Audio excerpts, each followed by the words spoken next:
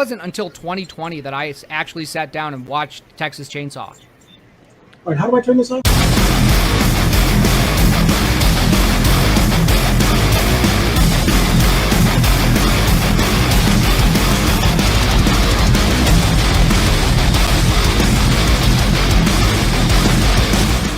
All right, it's Wednesday, 7 o'clock, 7:02. Yeah, we're slightly late. It is the Screaming Room with your host. I'm DJ Remark, and with me, as always, is Mr. Kanan Becker from Ghost Pirate Entertainment. What's going on, buddy? not a whole lot. Just excited to be here. Yeah. I was looking forward to this. Yeah, Me too. And it always seems like there's so much waiting, and then it's finally here. We are finally live, and we're finally and we're on never the ready. Screaming Room. And we're never ready. Just so long as we're relatively on time. Yeah, one of these days we'll actually feel ready. Yeah, and we will act like a professional show. But what do we got coming up? You want me to tease it? Yeah. Well, I know we're talking the Friday the 13th series. Yeah. We're talking the Smile 2 trailer. What else? Jordan Peele's new movie. Yep. We're gonna do a review of Lord of Misrule. And then Mike Flanagan's Exorcist movie is for next year, 2026. Yes, but does it have does it have an actual official date? I thought it was December.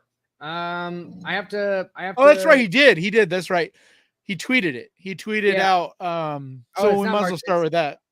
March 13th, which is a Friday the 13th. Yeah. So, or actually, hold on. We agreed. We're going to start with box office. So let's start off with the weekly box office.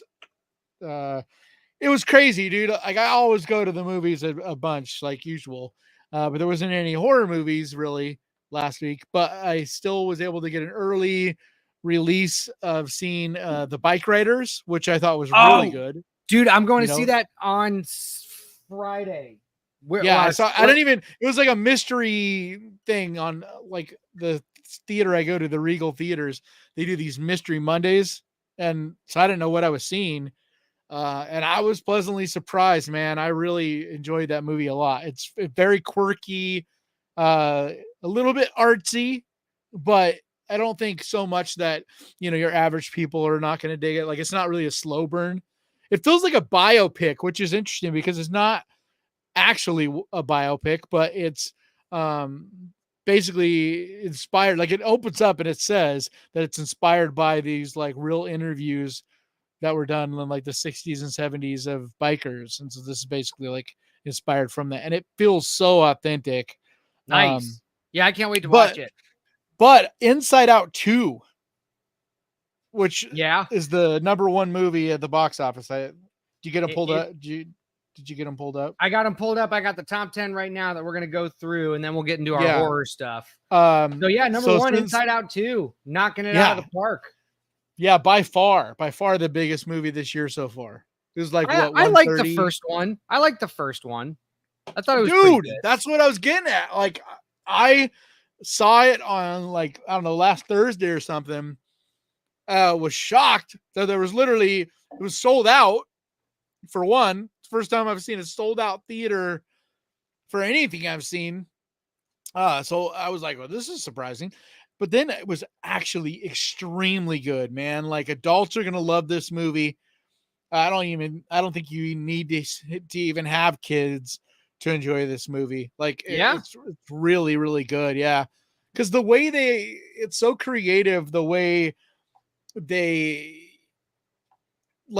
show emotions and like there's a sarcasm and it's this big chasm, like ravine. And like, but there's these different unique ways of kind of expressing emotions that we can all relate to and putting it in the like, and some of it's, a lot of it's funny, but a lot of it is actually like impactful. I was like really surprised on how impactful of a movie it is. So anyway, so that's number one, right?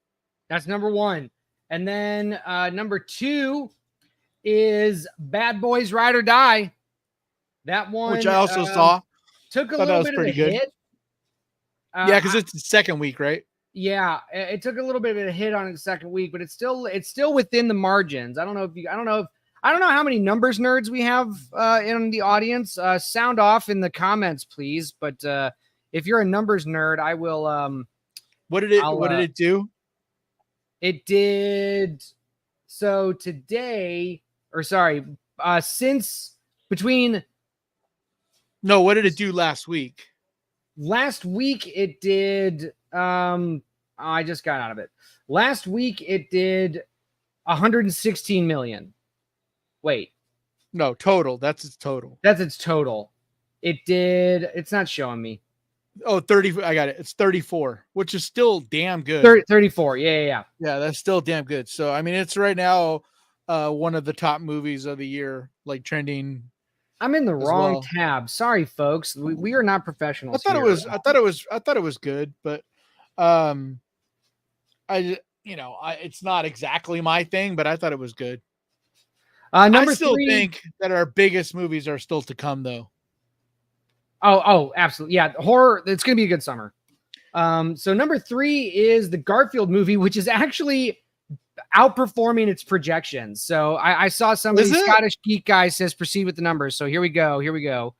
And then we're going to get into the horror stuff. No, you missed Planet of the Apes. Wasn't Planet of the Apes 3? I'm looking at, what are you looking at? So I'm IMDb. looking at, you're on, I'm on the numbers.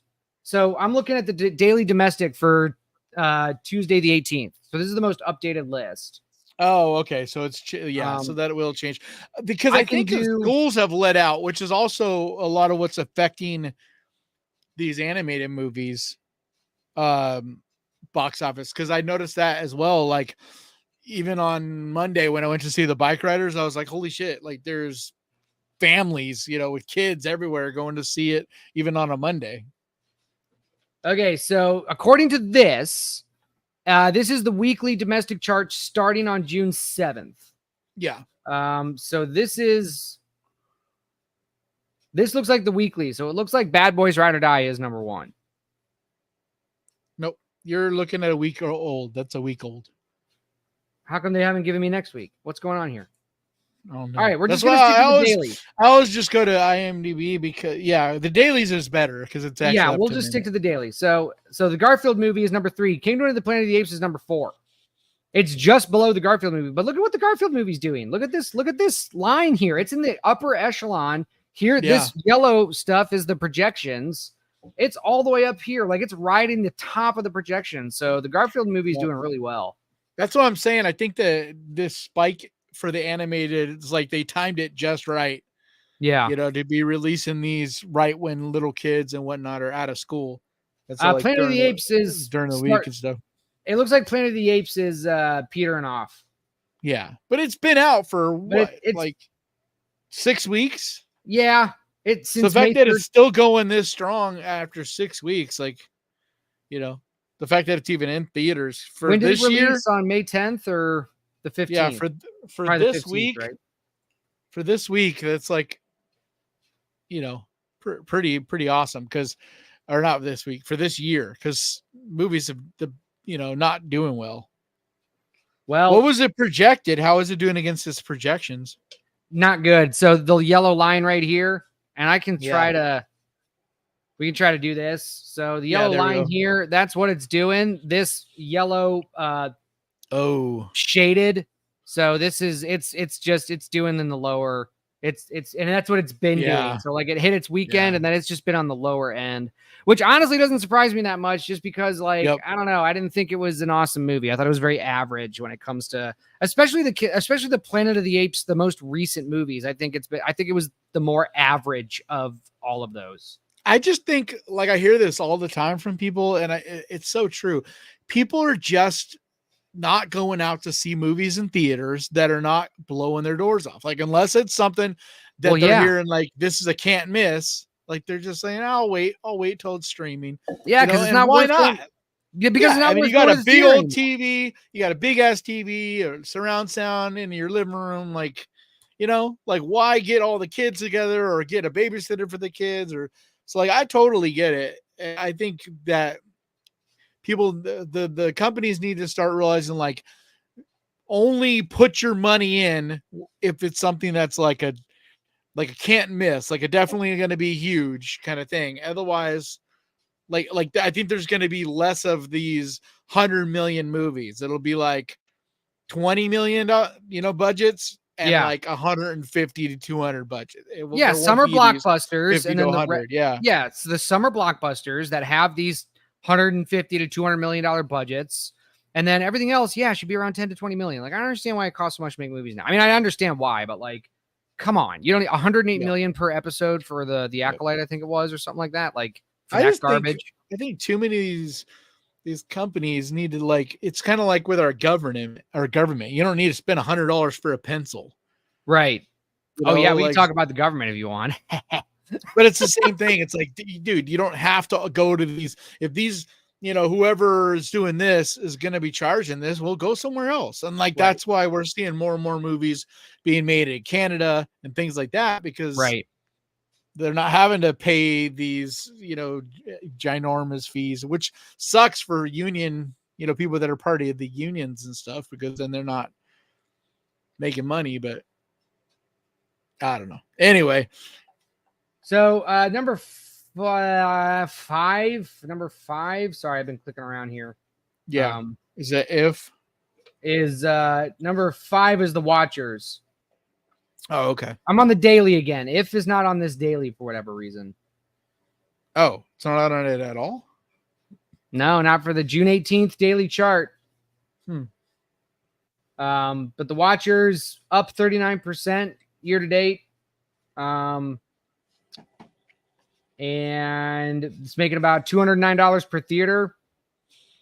What was its projections? It's riding in about the middle. So it had its opening weekend, and then it's just been riding in the middle of its projections, it looks like. Yeah, I'm glad it's not underperforming. Yeah. I still can't get over that The Strangers now made over $34 million, man. Yeah, well, they're number 7. So after The Watchers is Furiosa. And that one, it looks like it's not, it's not losing as much anymore since they pulled it out of 800 theaters, but it's still lower down here. Which, again, that came out at the end of May. Well, it's okay. So previews. Yeah, 1 month. And then opening weekend, still end of May. And then, it came out around Memorial Day, right? Yeah. I think it's just over a month ago. About 160 million worldwide. What was the budget on this? Oh, it's never going to say. It's a lot. It's reported to be like 200. Yeah. Like 200 million. Like, it's going to lose. It's going to lose. It's going to lose money. Yeah. Because, like we talked about last week, it's Mad Max without Mad Max. Nobody wants it. Yeah. Yeah. If you want to hear us talk at length about that movie, go and check out last week's episode. By the way, if you guys are watching this right now on anywhere but the Screaming Room channel, please go over to the Screaming Room and give us those views, that watch time hours. I'm about to put a link to the channel in the chat so that you guys can go over there. Please come over to the Screaming Room channel, subscribe, like the video. Pin that. I'm going to pin it right now. Chat. Yeah. Because we keep on simulcasting from Bloodscribe channel and Ghostfire channel, just so that more people know about, the podcast, because it's a new channel and we're just getting this going. So, but we definitely need all you guys over there subscribing and watching, so we can get enough watch time to monetize and all of that fun stuff, so that the algorithm actually show people. All right, so let's get into some of these stories. Which one do you want to start with? So we'll start with you're gonna have to go to Ghost Pirates channel and pin it. I can only pin to the Screaming Room and the Bloodscribe channel. So while I introduce this next story, we can do that. So the one that let me take this off of here. Sorry, folks, we are a self-produced show, so I'm doing everything while also trying to talk and we're just learning as we go, entertain you at the same time. Where are we? Filling up my Well, let's just kick it off with Flanagan's Exorcist getting a new release date. Let's kick that off. Yeah, but there's not an official date on that, is there? Yeah, there is. What? For the Exorcist? Yep. It is. We just talked about it. No, that's Jordan March Peele's 13th, movie. 2026. I was talking about Jordan Peele's movie. So, oh no, I'm talking about Mike Flanagan's official Exorcist. now. Okay, Yep. cool. I didn't know that they had officially released a date. Nice. Yep. I'm bringing up the story right now. Sharing my screen. Since we already spoiled it, so let's go ahead and read this. Close these ads. According to for this is from Bloody Disgusting, Mike Flanagan's Exorcist movie sets appropriately spooky 2026 release date. This is from Megan Navarro. Friday the 13th seems like a nice day for an exorcism, right? Universal set an appropriately spooky date for their new Exorcist movie from director Mike Flanagan per deadline. The new Exorcist movie from Blumhouse and Morgan Creek has been dated for theatrical release on March 13th, 2026, an appropriately spooky and fitting Friday the 13th. While plot details are currently under wraps, the new film will tell an all-new story set in the Exorcist universe and is not a sequel to David Gordon Green's The Exorcist Believer. Thank God. Thank God. Plans for that trilogy are no longer moving forward. Hey, we did it. We did it. Movie's so bad. Flanagan's feature is said to be a radical new take for the franchise. Okay, well, we'll see what that means. Flanagan previously said in a statement, The Exorcist is one of the reasons I became a filmmaker, and it is an honor to have the chance to try something fresh, bold, and terrifying within its universe. Reuniting with my friends at Blumhouse, with whom I've made some of my favorite pieces of work and some of my favorite pieces of Flanagan's work, only makes this more exciting. Definitely some of the best Blumhouse. Right, Flanagan's produced some of the best Blumhouse properties. Yeah, you can say that again. Yep. The film will be produced by Trevor Macy on behalf of Intrepid Pictures and Flanagan via his new Red Room Pictures banner. John Schreier will also be working on the film on behalf of Intrepid. This film marks the fourth collaboration for Flanagan and Blumhouse. He wrote and directed Oculus, awesome. Hush, awesome. Ouija, Origins of Evil. Yeah, Oculus is actually available right now on Plex. I just saw this. Like, I'm working on a list for Plex right now. Yeah. So if you want to watch Oculus for free, it's over on Plex. Ouija, Origin of Evil had no right to be as good as it was, but Flanagan just proved himself. Yep, because the first one was trash. Yeah. All also produced by Macy, the latter which was recently featured in Blumhouse's Halfway to Halloween AMC film series. So, yeah. Flanagan taking over The Exorcist. Thank God. I mean, that was abuse watching that David Gordon Green film. Yep. It was just so like sad. Like it just it's just sad. It was like any of the new ideas that they tried to do just were like dumb and cringy. Like the end of that movie was so cringy. Like I'm not sure the last time I cringed that much in a theater. Like when all the like Avengers of religious figures came out at the end. God. I'm like, oh God, this just hurts. Like I just don't want to watch this. You know, and the thing is, as bad as that was, seeing Immaculate and The First Omen showing that religious horror can still be done well. Just shows you like how it makes it even worse. Like, you know what I mean? It's like, because like, I don't remember if you were a fan of both those or not, but like, I thought they were both like really good movies. Like, you know, a lot of people complain because they were too similar, Immaculate and The First Omen, but I felt like the Immaculate tone was quite a bit different. I'm about to see Immaculate is much more like nunsploitation.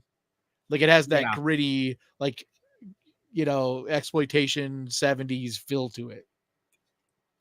I have to see The First Omen. I haven't seen it yet. I know that's on Hulu. I know it is. I'm getting to it.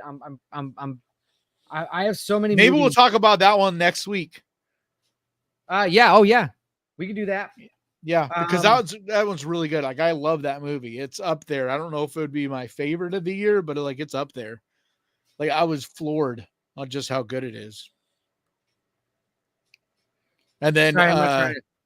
and then Immaculate is like I think a $5.99 rental right now. That's not bad. I'm curious who's gonna stream it. Like which streaming service is gonna pick that up. Like I hope Netflix picks it up because I don't have Netflix. Yeah, but I just mean like I want to see it get its due. Like it's a small movie, so it didn't really get as much love as it deserves. Like Immaculate is a damn good movie. It has like that A24 kind of feel to it because it's neon. Yeah, Neon's been doing a good job. Yeah, dude, and like Long Legs, they have Long Legs coming out. Yeah, I can't wait. Yeah, I'm so excited with it. Let's get into our next story then. Again, from Bloody Disgusting, Smile 2 trailer, Sinister Curse targets a pop star this Halloween. And somebody in the chat was... What? Did you watch the trailer for this? I have not watched the trailer for this. Ugh. I know. I haven't seen it, but I thought the first Smile trailer was good. I guess I'll watch it again and talk about it, but you can talk about it if you want. Yeah, I was... Or we could watch it. I know you don't want to watch it. Let's just watch it. This channel's not monetized anyway. Okay. I mean, Ghostfire is, but whatever. I can cut it out. Somebody in the chat asked when Smile 2 is coming out. It's October 18th of this year. Yep. So October 18th, Smile 2 is coming out. So yeah, we can watch this trailer. Yeah, let's just watch it. Fuck it. All right, let's do that. All right, give me one second. Because I really want to hear your thoughts. I don't want to say anything about it, and like I want to hear yours. All right. Well, here we go. This is I think we're in Google. So if y'all can't hear the audio, then just let us know, please. All right, here we go. Well, we'll know because we wouldn't hear it. Can you guys still hear us talking over it? Yeah, because we got to talk over it. Well, I just want to make sure that both are working.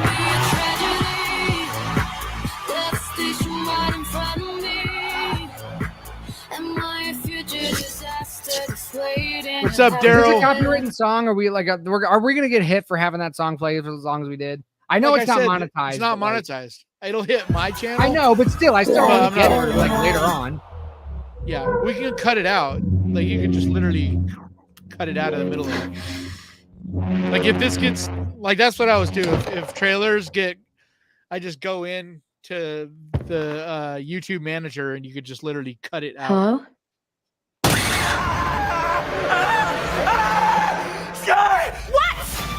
No, no, get away from me! What? What is it? Get away from me! Louis?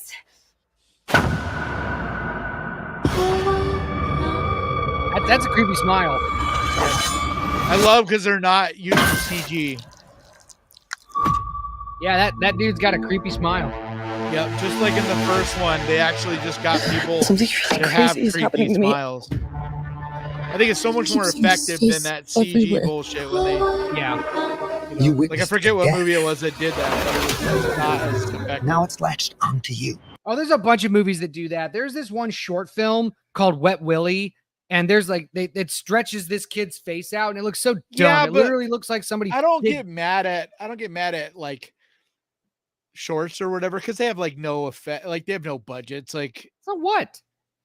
I agree that it still looks bad, but I'm just saying like I don't hate on that as much. If it's a big Hollywood fucking movie, like with a big studio, like that's unforgivable to me. Right. Yeah. That's all I'm saying. I'm not saying that it's cool. Like it still won't be effective, but I'm just saying I don't get mad at a short like I do a big Hollywood movie. All right, let's finish this out.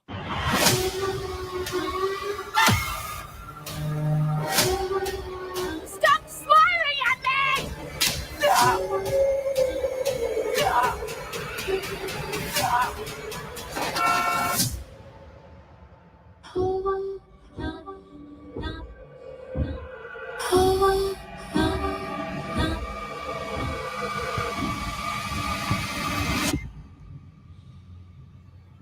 That's a pretty cool shirt you got. Want me to sign it? Oh my God.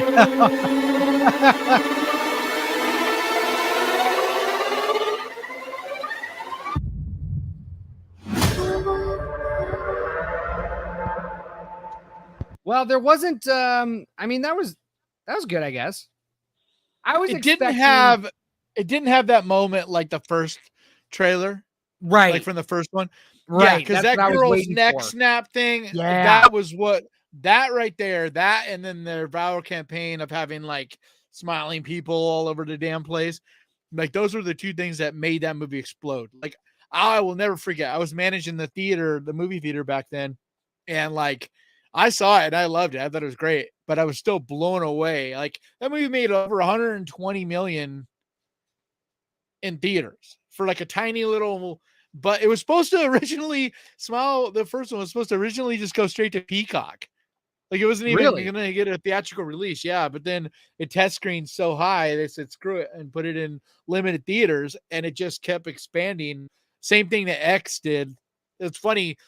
2022 was kind of the year of that, of like horror movies that nobody expected to do anything getting legs. Cause you had X do that and Smile. And you also had Barbarian, and all three of those was the same thing. They were like movies that had little tiny budgets, got limited release, and then just kept growing and getting in more and more theaters. Yeah. So actually Terrifier did it that year too. So like, I think it was like one of my favorite years of horror that we've had. Wow. Yeah. Like last year was good too. But like, yeah, 2022 to me is like, will go down, I think, in history. Cause I have a feeling that all three of those movies are going to like only like age like fine wine. Like I honestly think X and Pearl, that combination, especially if Maxine hits hard, like I think Maxine will. I have a feeling that trilogy is going to be talked about as like one of the great horror trilogies, because think about how rare do you have where all three are, most people consider them at least strong. Like even if people don't love them, they still consider them to be good. Yeah, they're like, at least good movies. Yeah. Yeah. I mean, 'cause think about it. Like, I mean, Scream is one of the best as far as like all the movies being pretty decent, but still the first three of those were not that great. Right. You have Friday the 13th. The first three are, the second one is kind of questionable depending on who you talk to. Like, I think the third one's awesome. The third's the best. Yeah. I think most people think the third, but I mean, like, that one's up there. And then Evil Dead is probably the other one that would be like in that caliber where all three are really good, even though Army of Darkness is good, but in like a kind of a different way. So do I, but it's not. I love Army of Darkness. It's like in that funny, goofy way. It's not quite the same. It's kind of like Texas Chainsaw and Texas Chainsaw 2. You know what I mean? Like where they're tonally like pretty different. Right. All right. Well, let's read this. Let's start talking about it. It says a viral, again, from Bloody Disgusting, says, and from John Squires. The viral marketing campaign kicked off last week for Paramount and director Parker Finn's Smile 2. Yeah, they dropped an Instagram, right? Yep. And as promised, the film's first official trailer has arrived this morning. Naomi Scott leads the cast of Smile 2, which arrives in theaters on October 18th, 2024. Scott's playing a fictional pop star named Sky Riley in the upcoming horror sequel. And in addition to the Smile 2 trailer, Sky's single Blood on White Satin has been released today. So Spotify, you can listen to her her single. That was the song that you were talking about. Yeah, so we are going to get copyright struck. In Smile 2. No, I doubt it, because of this movie. Like, horror is a lot better a lot of times about that, because viral is becoming so important. So like if you go and copyright shit like that, you're not going to have people covering it. And it's so a lot of these companies are starting to like allow a lot more, like it's crazy. I'll have movies where it literally, I'll get a license for, as long as I'm talking about that movie, it'll like literally give me a license for that song that I can plug into my video. Yeah, it's a trip the way they've started doing this, because they know how important viral is to like, it's free advertising, It's free advertising, right? So it says in Smile 2, quote, about to embark on a new world tour, global pop sensation Sky Riley, Naomi Scott, begins experiencing increasingly terrifying and inexplicable events. Overwhelmed by the escalating horrors and the pressures of fame, Skye is forced to face her dark past to regain control of her life before it spirals out of control. The announced cast for Smile 2 also includes Kyle Gallner from Smile, Rosemary DeWitt, Lucas Gage, and Dylan Gelula, alongside Raul Castillo from Army of the Dead, and Miles Gutierrez Riley from The Wilds. Stay tuned for more on Smile 2 as we learn it.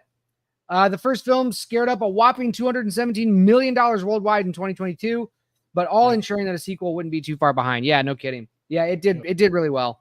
Yeah, it did over it was like 130, I think, here in the United States. So if you haven't, like, for anybody out there, if you haven't and you're into this movie, definitely check out the Instagram. Yeah, because like it's really creepy. Like the photos and little video clips and stuff that they did, it's pretty fun. It's like I love that we're starting to see this kind of stuff again, because it's like when I was a teenager, Blair Witch, and like you had The Grudge, and you had The Ring. They all did these different websites and different like places where you'd get little clues, like little insights. And like Long Legs is doing a whole campaign. Like Long Legs even has a website up, I guess, and it literally looks like a website from like the early 2000s. Like it looks so accurate. It's like creepy the way they built it. And it's like all these clues to the movie and stuff. So I love viral marketing campaigns like that. And one of my favorite ones, and I'm going to date myself here, but Kanan, you'll probably also remember. Of course, you remember Cloverfield, first Cloverfield on MySpace. Their MySpace viral marketing campaign with the slush show.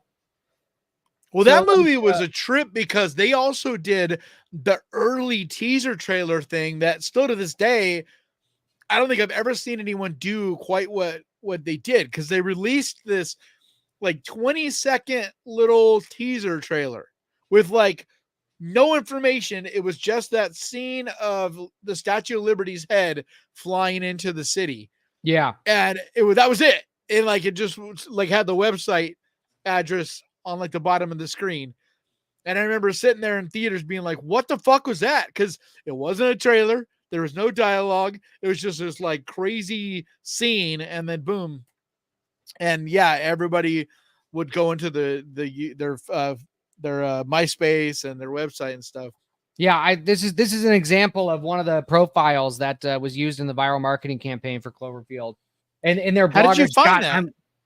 I honestly, I just Googled Cloverfield MySpace viral marketing, and it came up. I love that. I love that the Wayback Machine, a lot of this stuff is saved by them. Yeah. I mean, this is great. Look at this MySpace. I mean, Yeah. This is the new MySpace like banner up here, but like this looks just like it. But like you can't drink just 6, with that slush show thing. But I don't know. I want to any millennials in the house. You guys probably recognize what this looks like, maybe. Yeah, I love. But anyway, yep. I remember working for hours and hours on my MySpace page. Oh yeah, dude. You got to have the right song playing when people visit your profile. Well, I was in a band. How are they going to know? So that was, yeah, me too. You got to have your own. If you're in a band, you got to have your own stuff playing on your profile, so people can be like, "This is the next." And the fucking player. Oh, this was janky, dude. Like, it was always choppy as fuck. Like, it'd play your song all chopped up, like choppy, and I remember uploading over and over, trying to get a small enough file that it could play it smoothly, but big enough that it still didn't sound like absolute trash. Because it was back in the like early days of MP3s. I remember it'd be like one and a half MP3s, and be like, that's a big file. It's like, yeah. Like, really? Your cymbals sounded all like there's just no cymbal at all. It's just noise. Yeah, I mean, like single pictures now would be like 6.5. Yeah. For just like one picture. So let's move on as I look at my other screen here and close out all of these ads, all these free ads. Yeah, Kyle Gowner was in the first film, but it looks like in the trailer, it looks like they kill him And I'm like, why do they show that in the trailer? Maybe it's a bait and switch. I hope so, because I love Kyle Gowner. Maybe she's just dreaming. Like, you know Kyle Gowner is phenomenal, man. Like, he does not get enough credit as an actor. Like, I really want to see him getting more and more larger roles. Like, did you see The Passengers? He did last year. Fuck, dude. Like, he plays this unhinged dude that just like loses his shit. Yeah. And he basically just kills like all his coworkers at this fast food place except for this one guy.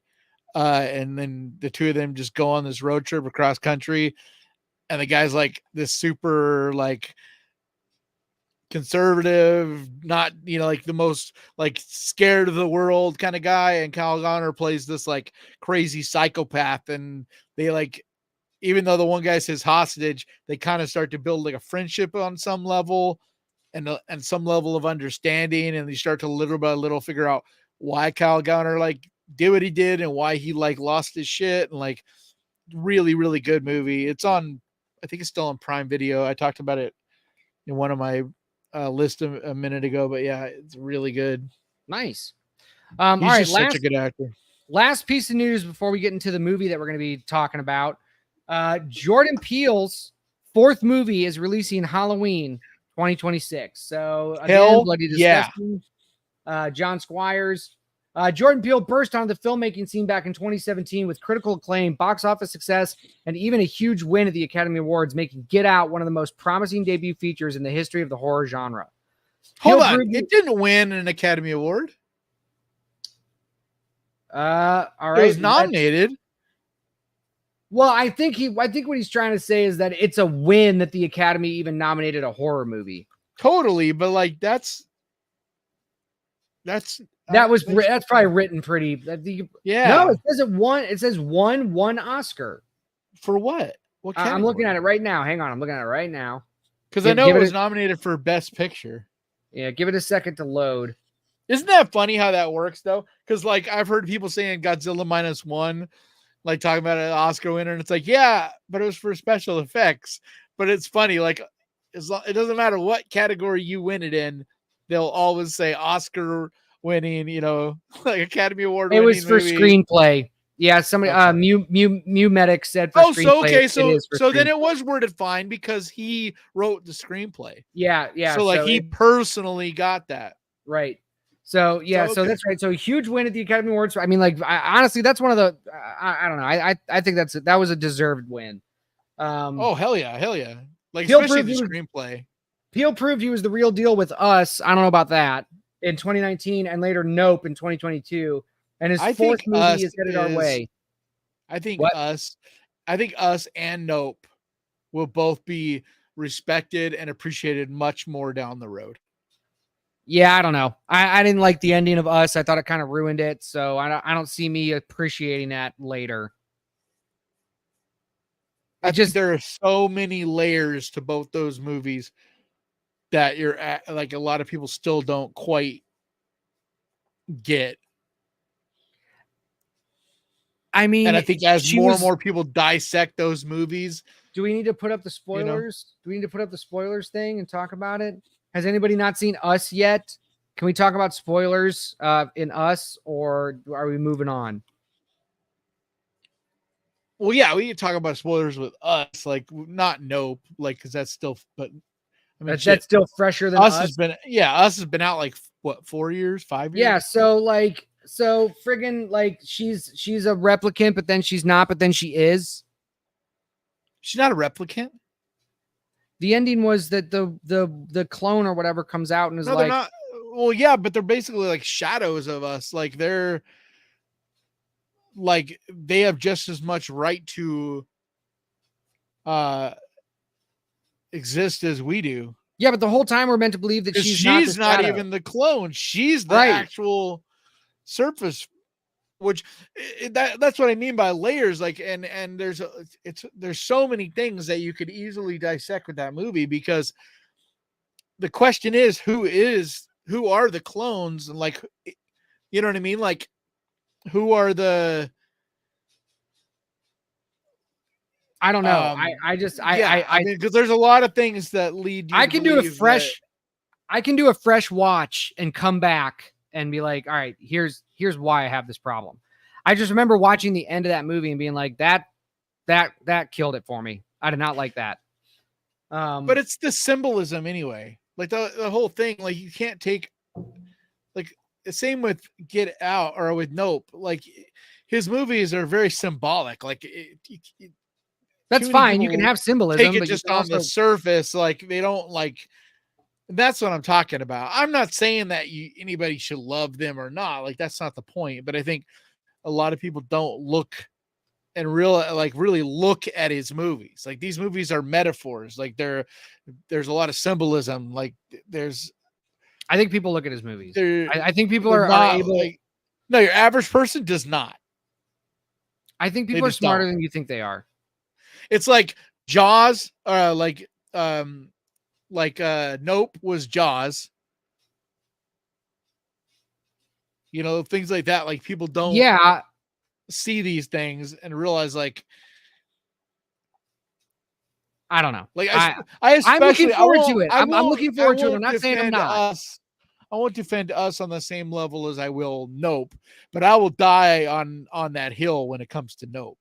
Like people fucking shit on that movie, and I telling you, it's going to go down as one of the great sci-fi movies. Like just give it a little time, and it's going to age and get more and more respect as it goes. Because like there are some really deep, heavy issues in that movie. Like if you really ever want to understand any of these, listen to the Dead Me podcast. Like the way they deep dive into both those movies, it gave me a whole new level of respect and understanding of those movies. Like I'll watch it again and I'll do my own deep like dive. Those movies, it's like one of those things where if you don't research them and you just kind of watch them on the surface, like you're like, okay, these are cool. But then if you do research and you like start to really understand them, it's like a whole different level of enjoyment you get from movies like that. All right. Well, and that doesn't mean you have to enjoy them. Like anybody, I need to watch it again and give my analysis. It's probably been 4 years since I've seen it. Because I remember I didn't want to watch it again after I saw it. I think Us is also his darkest movie. I mean, maybe. I think that one is the most like fucked up of his movies. Like I don't know, man. Get Out. I mean, Get Out is terrifying. I think I'm more scared of Get Out than I am of Us. Well, yeah, but Get Out is more of the thriller. And that's actually what I wanted to bring up. So like he's had the thriller, the more straight horror, the sci-fi.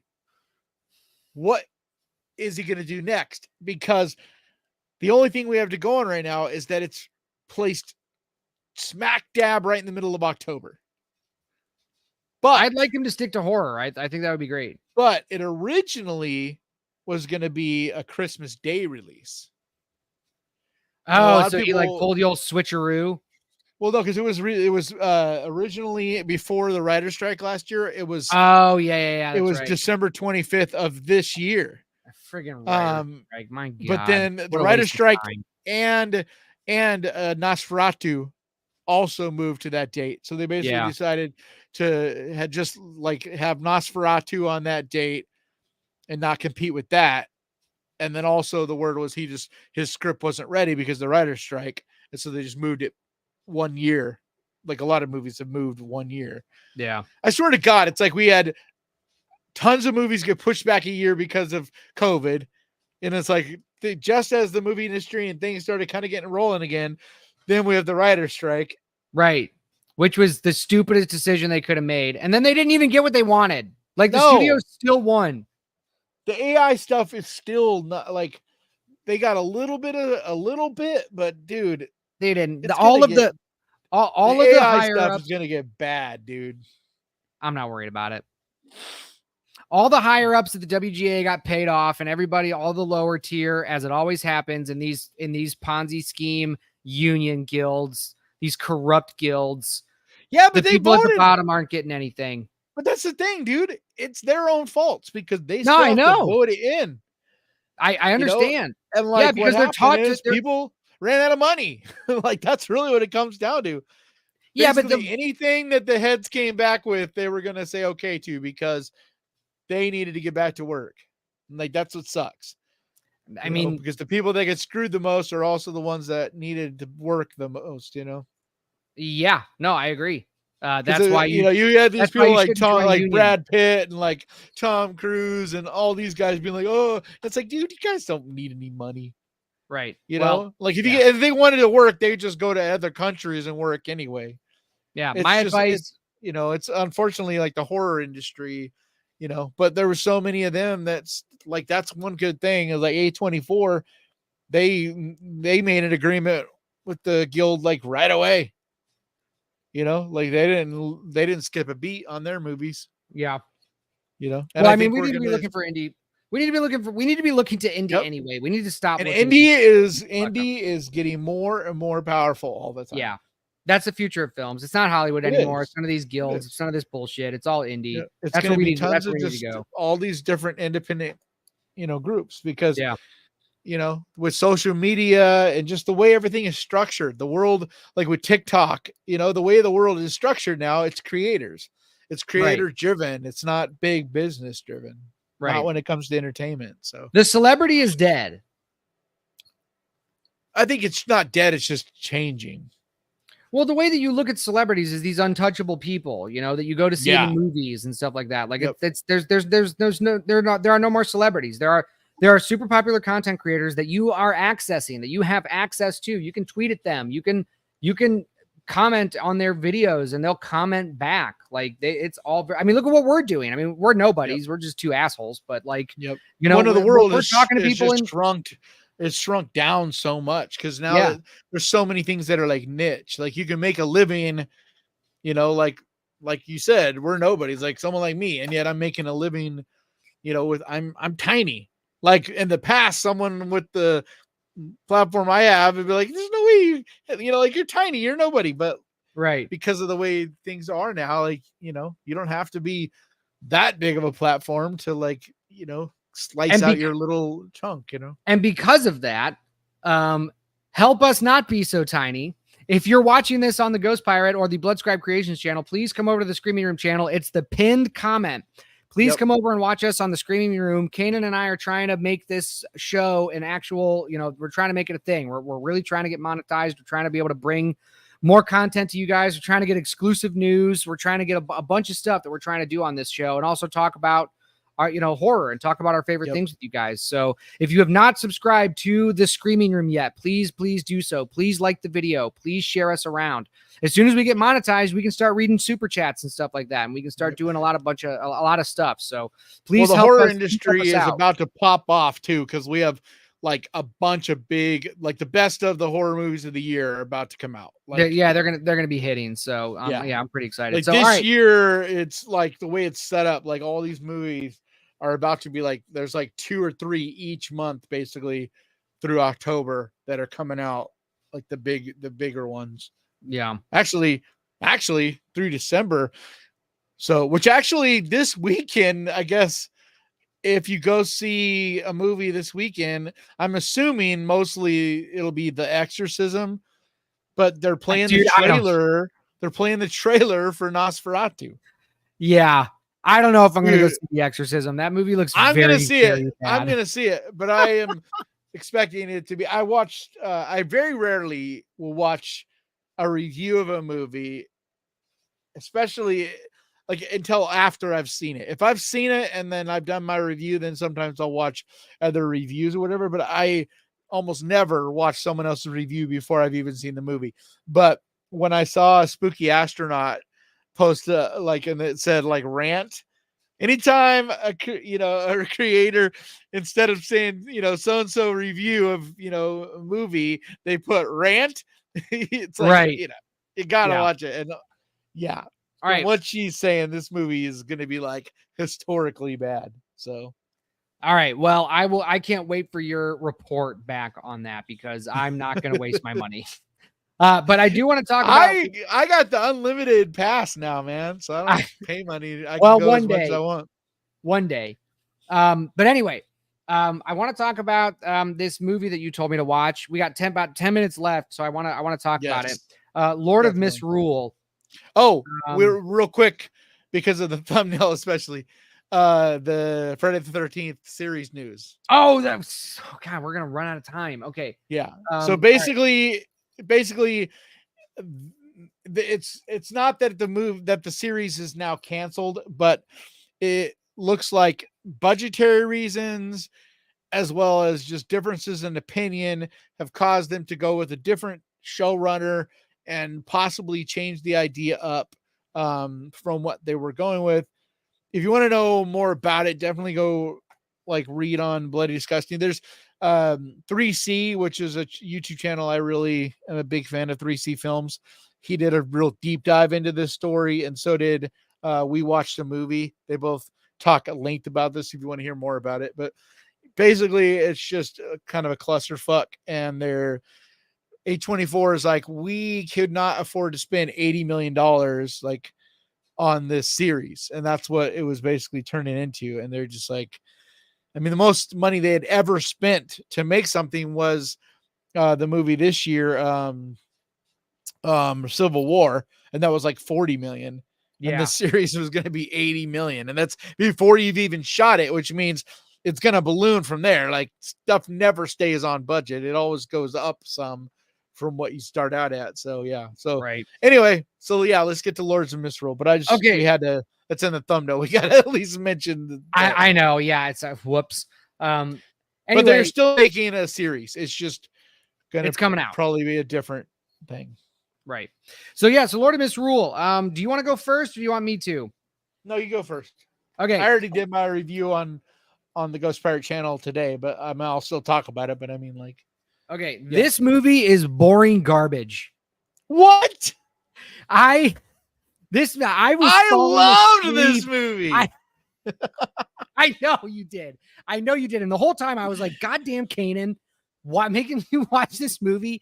These characters are so flat and dumb. I don't like any of them. And I've got 35 minutes into the movie and I'm like, what is happening? And the only thing that I could grab out of that is that somebody watched a bunch of folklore horror, like Wicker Man and the Witches and stuff like that, watched those movies and was like, I want to do that, because it had all of that stuff. Crazy or weird, quirky, old townsfolk people, modern family moves into their town and they do their weird, quirky folklore stuff from, some obscure thing, Lord of Misrule. They're just going to pick out of history. And well, yeah, it's a real thing. No, I know that it's a real thing, but it's the same story over and over again. It's Wicker Man, it's Midsummer, it's all of this stuff where it's we take this backwoods, weird English, old Celtic folklore, dude, but it's all the same movie. Lord of Misrule is no different. It's the same exact movie. Folklore, that's what it is. That's the premise. It's like saying a slasher. It's like, dude, there's a guy running around killing people. What the fuck? So but you can do something new. There was nothing new in this movie. It was all cliche. The ending of this, especially. No, the look of it is fresh, the mask and all that. It was shot. What they did at the end with the black barn, all that was shot very well. Nothing I had seen.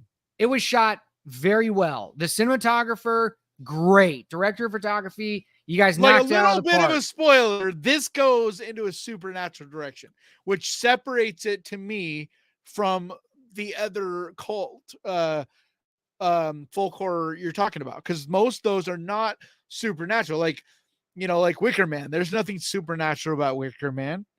It's more of just a straight straight cult. It's still folk horror. Well, yeah, but there's no magic, there's no real demons, no real any of that. Whereas that's what I did appreciate and thought was cool about Lord of Misrule, is that it does go into the supernatural side of things, and it does get all demonic and creepy and fucked up. But a lot of this movie is about the ambiance, man, the atmosphere. Like I said in my review of it, you want a good folk horror, and I know you've seen this movie, The Ritual. That's not really folk horror. What? That's not really folk horror. Yes, it is. That's exactly what it is. They go into all this Nordic folk lore. Sort of, but there's no cult element. There's no like. Yes, there is. That whole family.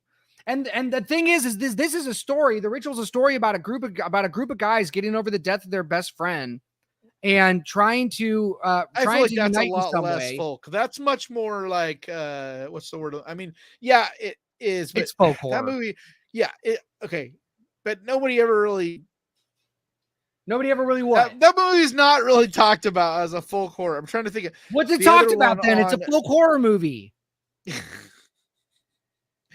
Trying to think, what is the name of there's another another really good one on Netflix. Shoot, what's the name of it? It's one of my favorite folk horror movies in recent memory. See, I really love the genre, and that's what I said in my review. Like, if you're not a big fan of the genre and you're not like, you know what I mean? Like, you gotta love the atmosphere, and like, I'm someone that can watch pretty much any folk horror movie, and as long as it's well done, I'm gonna enjoy it because I love that aesthetic. I love living in that world, you know. I like folk horror as well. What's the movie I'm trying to remember the name of? It's something with an A. It's on Netflix.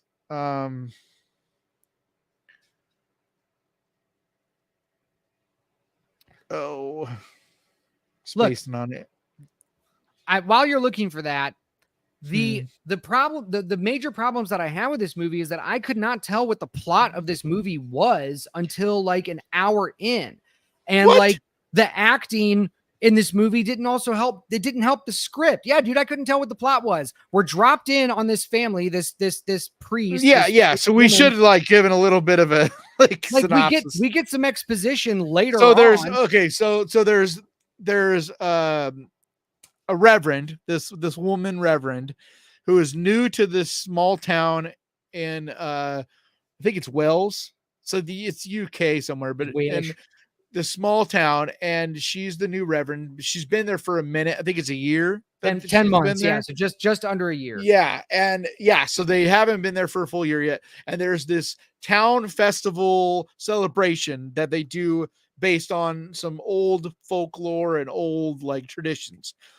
And her daughter is picked to be kind of like the May Queen, to be the little like, I forget what they call her, but she's basically going to be like this flower girl, like the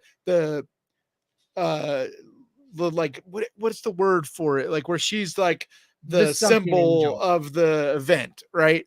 And then you start seeing some weird things going on with the daughter, but you're not sure exactly what's going on. And then the celebration begins, and it's at night, and she's dancing around and having fun. Everybody's having fun. It seems pretty, like chill. It's not anything too crazy. And then the mother sees the daughter going off with some man or with the dark figure, and she follows them, and they basically disappear. And so she freaks the fuck out, gets some police involved, trying to figure out where the daughter is. They're searching for the daughter. And then as she digs, she starts to find like this dark cult kind of stuff, and it gets darker and darker. But to me, Ralph Ineson is what makes this movie. Like, his voice is fucking amazing, he was good. But also, he is creepy as fuck in this movie.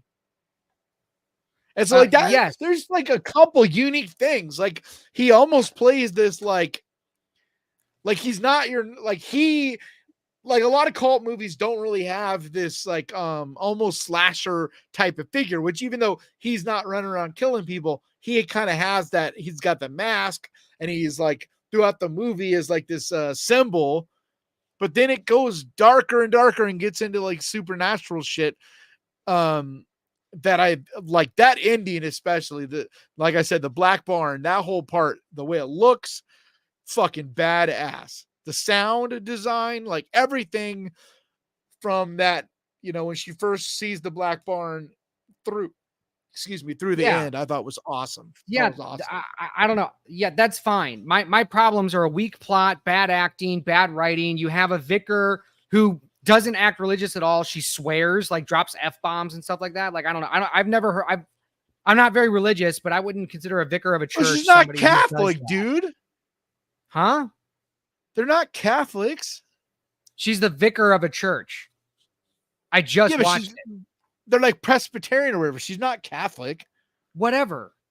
She's not being very theistic. I mean, her and her husband just seem like a tip, like just like a very. They're like a non. mismatched It's like couple. it's like a non-denominational type of vicar. So she doesn't. It looked very Catholic. I mean, it looked very Catholic. Well, even if she is right, like she doesn't swear in any of that until she loses her mind because her daughter disappears. Somebody said that Lil Boozy said vicars are Lutheran. We're talking about Lord of Misrule, Boozy. Yeah, she's Lutheran. That's so, what it was. But still, like, yeah, and I agree that's not a normal thing. But people she lost get angry. her shit. In this movie, people get angry and then calm down within seconds. Like this guy chokes her out, right? Spoiler. And then it's just like, and she's like, "Oh God, you're choking me." And then like they're having an actual conversation. And then he's like, "I'm going to come over to your house later." It's like, what? I swear You to just God, choked the me out. standards that you hold movies to, like Are every movie very has gotta be average. perfect. It's like you think They don't. every The movie townspeople has have gotta no be respect for perfect. their vicar. They treat her more like a random crazy woman than anything No, else. because you find out at the end why. Like literally, they just use her as a cover. They just go to that church and use her as a cover. They don't believe in any of the shit she's saying. They don't give a fuck about her. So what are they going to expect to happen afterwards? Like, are they expecting like they are going to brainwash her and like now she's just going to accept it? No, they and need her to play she's not that gonna role. be a vicar anymore. Well, do they need her to play that role? I don't think they expected her to go to the lengths that she did when her daughter went missing. But either way, they didn't choose. If you remember, it's not that the townspeople chose the daughter. Man. Like it's that fucking Ralph Ineson's character. Like the whole point of the movie is he's actually the villain. Yeah, that's what they try to make him out to be. But then they do this thing to where they try to make him sympathetic by, oh, his son was chosen last. Yeah, but time, no. That's just like a red herring because remember they throw that and you're like, oh shit. Like, and then you realize like towards the end of the movie, like, no, he's a fucking coward and he sacrificed. See, now I'm spoiling it. Look what you're doing. Now I'm spoiling the shit out of the movie. You can spoil this movie because you're not going to ruin it. Because it's not good. It is. But it's no. not, dude. It's I boring. said it in my review. There's it's so not much, a game changer. There it's are not so many better like, movies that tackle the same subject matter that do the same thing that you can just watch. The Wicker Man, Silent Hill, The Ritual. Yeah, if you've seen those movies, like that's the whole point, right? Of these movies, so give us something new. Stuff. Like, dude, if you watch as many movies as I do, you've seen all those. So like, I don't recommend movies to people. Like if you want to know the best of, I'll tell people the best of list, right? But this is for people that have already seen those. Like if you're a fan, like movies like this, it's for people that are fans of the genre. Yeah, and I would tell them to put it on. Like you've already seen Wicker Man, of course. You've already seen Midsommar. You've already seen like the best of the genre, but you still enjoy. Like me, the reason I still enjoyed it is because I've seen all those. But I still love to live in this world. And I'd say visually wise, like I agree with you. The story isn't like the strong point of this movie, but I would argue that the look of it's not bad though. It's still, but I said like, the look, I complimented but the look of this movie is like, great. Yeah, it's very good to look at. The set design, the like the special effects, like everything visually in this movie is really good. And isn't that what movies are? I mean, they're a visual medium. Like I feel like it's visual because story. Because you're so like always so stuck on story. Yes, I am, and I always will be. Like so unless the story is like, and that's why I'm trying to tell people this. It's not that that DJ's wrong. It's just you have to keep in mind that he is story first, and I am almost visual first. So kind of got to take us somewhere in the middle. Like, is this movie gonna excite you like it did me? No. But are you gonna hate it as much as DJ? No. I guarantee that. Finley's trying to throw hands. Guarantee you won't dislike it like TJ. Finley's trying to throw hands. Finley, tell us to watch Child's Play. I actually didn't like Child's Play. Well, I shouldn't say I didn't. I shouldn't say I didn't like it. It's not my favorite like franchise, I guess. It was a good enough movie. I would say go watch it. I think I didn't see Child's Play when I was a kid. Yeah. Really. It was a while before I actually sat down and watched it, but the remake, the 2019 remake was fucking god awful. Yeah. That to me, that is right there with the Nightmare on Elm Street remake. Oh, I know. Like yeah, they both kind of have that same feeling to them. Like neither one of them feel like they have a soul. They both feel very Hollywood and like fake and phony. All right, well, let's bring this back to Lord of Misrule. Let's wrap this up because we're over by another 6 or 7 minutes. We're trying to get out of here. 1 hour show. We're trying to do this. Okay, so for people out there, because we should start doing this for these movies we talk about, right? Yep. Out of five stars, what would you give it? I don't like rating movies like that. I've never liked it. I don't like. But how are people going to know where to judge this on our recommendation scale? So so this is what I'll do. I don't either. Why do you think I never do that in my videos? Yeah, as far as recommendations go, look, this movie I found to be pretty boring. I thought it was a slog to get through it sometimes. The acting's not very good. The story isn't there. The plot is just a retread of other folk horror movies that are out there that are better. I would say that if you want to, if you're looking for something to watch that's in the folk horror genre, I would say look elsewhere. I would say pass on this movie. It's a good looking movie. I will give it that. But it's competent, movie, but it's if you've already seen all of course, this isn't, I've said it, this isn't a game changer. It's not like the best in the genre. Yeah, but if you haven't seen folk horror and you want to watch good folk horror, I would tell you to go elsewhere. This is for people that are already fans of folk horror and are looking for something new in this space. All right. Well, that's my review. That's my recommendation. That's why I don't do 3. I don't do 5 or 10 stars, whatever. So you give yours. And Finley, I know you're. I don't like doing that either. I'm just trying to think of a way that we can kind of give people like he's here. So somewhere in the middle would be here. Like, right. Yeah, but I would say, I mean, like, I think it's fun, but I think you just shouldn't be overthinking it. It's one of those like go in it and like be, embrace it for what it is. It's a straight to Hulu movie. You know what I mean? Like if you're going into this expecting Midsommar, it's like, dude, it wasn't released into theaters. It doesn't have like, this isn't a huge movie. It's like I really like the straight to Hulu movies, but generally they're all kind of that like not mid to low tier. They're meant to be entertaining. They're meant to be entertaining, but not meant to be like a game changer. They're not meant to like push the genre forward. Yeah. They're not going to be movies you remember, in 20 years, but they're movies that if you're Saturday night, you're looking for something to watch, don't feel like scanning through Hulu for an hour, like throw it on. You're going to come away being like, oh, that was cool. Unless you're me, then you're going to be like, why did I waste my time? All right. That's been me. You're going to keep wasting your time. I know. Every time you tell me to watch a movie. All right. You gotta watch just because of that. I'm gonna make you watch The Exorcist or The Exorcism. Oh, The Exorcism. Yeah, I know you will, you bastard. All right. Okay. We're getting out of here. This was fun. Thanks a lot. Thanks everybody in the chat for talking to us.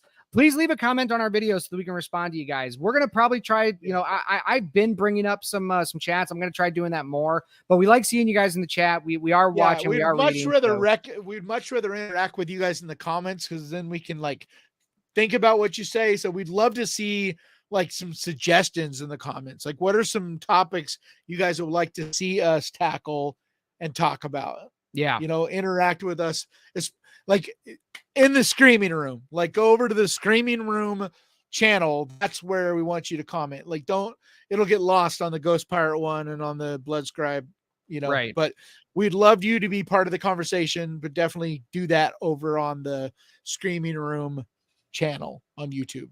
So please go subscribe to the Screaming Room. It's in the pinned comment. If you are watching on Ghost Pirate or Blood Scribe right now, go subscribe to the Screaming Room. Watch us on the Screaming Room. hit that notification bell, and come back every Wednesday at 7 p.m. Eastern right here on the Screaming Room channel on YouTube. Thanks a lot, everybody. See ya. Bye.